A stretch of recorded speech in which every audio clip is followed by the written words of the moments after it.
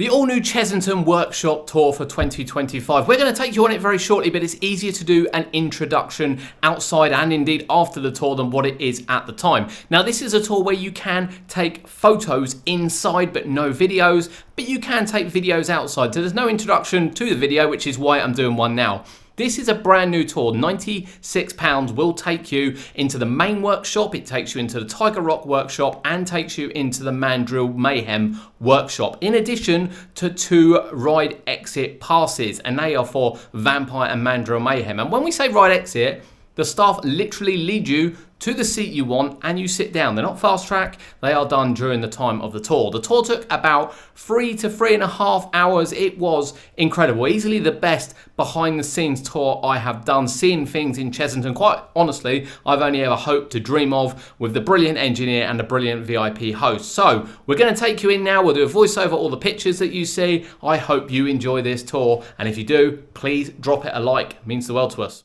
Welcome to the tour, and of course it starts at the main workshop outside of the hotel. It is a pre-warning here. There may be some spoilers if you are looking to do this, but remember that rides being refurbished or worked on will change depending on what time of the year you do this tour, and it is running up to mid-December as well, but just as a warning for you.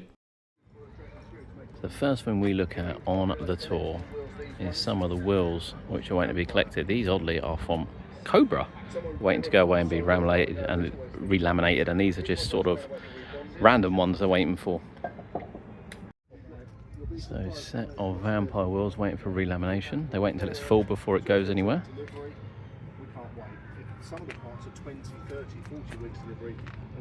And then beams from the base of Croc Drop. And these are brakes from the Vampire. All of the old stuff. Here is a piece of old chain, and of course it is from the Vampire. Now, I didn't realise until the tour that it actually comes in sections, and this is just a single section of it. Identical, except for some of the holes were in different positions for fastening to the track, but now they're all lined up with the holes the same. You wouldn't want to put it in your car because you'd be going home like that, especially if you brought 2 of them. But yeah, these ones have been used, they're ready for refurbishment already.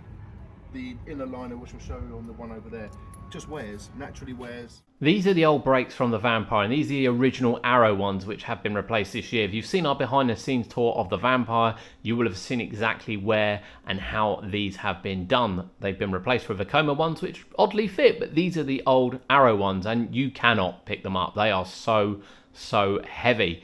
Talking of brakes, we now move inside the workshop. So as you can see, there are various bits on the floor which are being refurbished before we move on to the Vampire train itself. Now, there was a bit of this out for National Roller Coaster Day a couple of weeks ago, and this is where it's being done. So although the frames aren't here, we'll see those later on. This is where the cars are worked on, or the main parts of the cars are worked on. The workshop is set into 3 bits. So you've got one at the moment for Vampire, you've got one for Dragon's Fury, and then you have one for another ride you'll see shortly. And as you can see here, they are split into 3 separate areas here. So you've got one team working on the Vampire car at the front, and then as it rolls back as well, they're in different sections, they're in different stages of being done, but only one team will work on it. The boxes you see, the red ones, are effectively condemned parts, or parts that haven't been sort of refurbished yet, ready for testing. The yellow are waiting testing, and the green are free to use, or will be kind of reused at points. But again, it's just fascinating, certainly for me. Anyone that knows the channel knows I love to see this. It's fascinating seeing it all together. So you can see there the stages of the Vampire car coming back together before they're complete and put back over there. On the left, here are some of the wheels. They got some diagrams as well down, and believe it or not, they do still use the manual. You know, there's no room for error on this. If you're not sure, you check the manual. That's just where they are with it, and that's the right way of looking at it. But this one section here is just for Vampire. Just for Vampire. Now you move over to the middle section, and you might see something in the background there, but the middle section is for Dragon's Fury, and you can see these cars are stripped right back. They have generic bolts. I say generic bolts. They have bolts of certain sizes. There's plenty of them that can be used for anything if they fit the size. You can see that the wheels have obviously been taken off. They'll be tested. You can see lap bars have been taken off. And there's an interesting thing around the lap bars as well. We're not going to go into it too much, but it actually requires a specialist person to look at the lap bars on Dragon's Fury, which was really fascinating to see. But again, you can see just how back to basics these are taken when they're tested. Now, there are 6 on the track and there are 9 in total, so 3 of them at the moment are in the workshop being refurbished, and that's kind of how they run it. Rather than trying to do them all at once, they got some obviously on the go, which makes perfect sense because it puts less pressure on the maintenance team and indeed the warehouse space as well to get them done. Now, inside of the spares area is crazy, and I mean crazy. They reckon there's over £1 million worth of stuff in here. It is labelled like I've never seen, and really well kind of looked after in terms of catalogued and ordering and things. And there's bits in here you just wouldn't expect to find spare, from wheels to obviously bolts to control units to loads and loads of bits, even some restraints as well, which we were shocked to see. There is everything in here that you might need. So rest assured, they have, you know, people always say, oh, when the rides break, they don't have spare parts. Oh, they do. They have a lot of spare parts, and it takes something quite major to go wrong for the ride to actually be closed. This was fascinating to see how much is in there, how much is catalogued, and how much they actually store. This is obviously behind lock and key as well before you head to the final part of the workshop. And as you can see, the final part of the workshop is actually Jungle Bus at the moment. You'll see a rattlesnake car in the background that had been worked on, that was actually ready to go back, but Jungle Bus is having its yearly maintenance at the moment. Now, as it stands, the Jungle Bus will go back into Paw Patrol next year, and all this part is being done in-house. Funnily enough, the car itself, the actual bus itself, isn't being done in-house. That's actually been sent back, but they're working on the rest of it. You can see new motors on the left. That's the default blue they come in, and then obviously the light blue on the right was the color of the ride when it was in Wild Asia. We got a close-up while we could of the Chessington rattlesnake car, and it's just, yeah, it's just great to have a look at it. Now you might see the floor as well. We forgot to say on the floor on the way around there is a green path to follow, and the green path is what you will be on. The grey path, you require steel toe caps, and it's not a working area for you to go in, so you follow the tour very, very closely. But again, just look how close we are getting to these shots.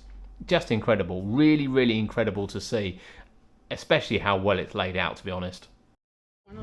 Right, Cody, that was the workshop tour. So obviously we're only allowed to take photos in there. We are now heading down to Tiger Rock to see the back of there. And whilst we'll get a glimpse of the 2027 side, we're not allowed to take any pictures or anything, which we will obviously respect. Yep.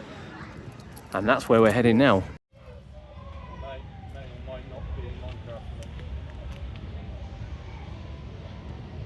I have to say, I don't think I'd ever seen the anti-rollbacks on the side of the boat. They're always just sort of submerged in the water, so it was great to see these.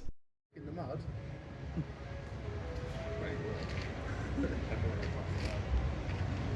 We have showed you during closed season the new racking for the boats.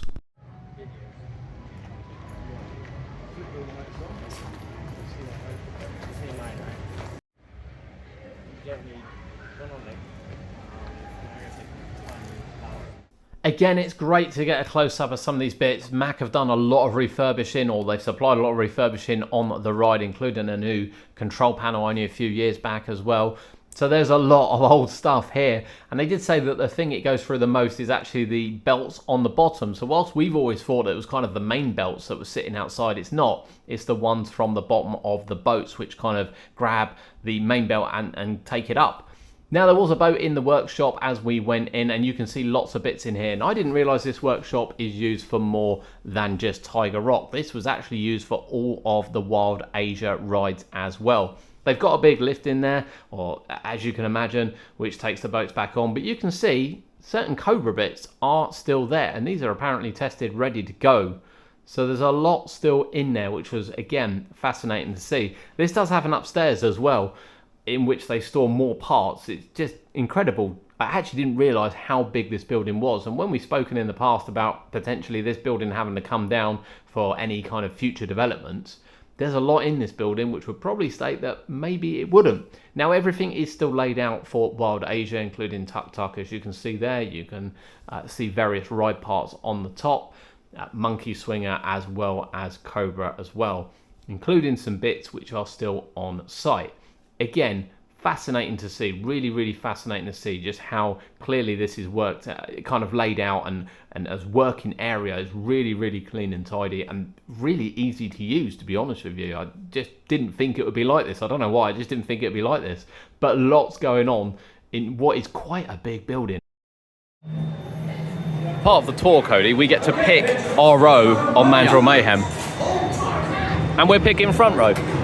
So the other people we're with has picked the back. They've never been on the back. I don't like the back. You prefer row 1 anyway. But someone tell me in the comments, it is close, someone tell me in the comments what it is with row 6. I've sat in row 6 loads and everyone says it's the best. I just don't get it. For me, this is a front row coaster because of the spike. I prefer hanging up the top of that one than I do this one. Yeah, I think so. But yeah, get to pick your row, walk straight on.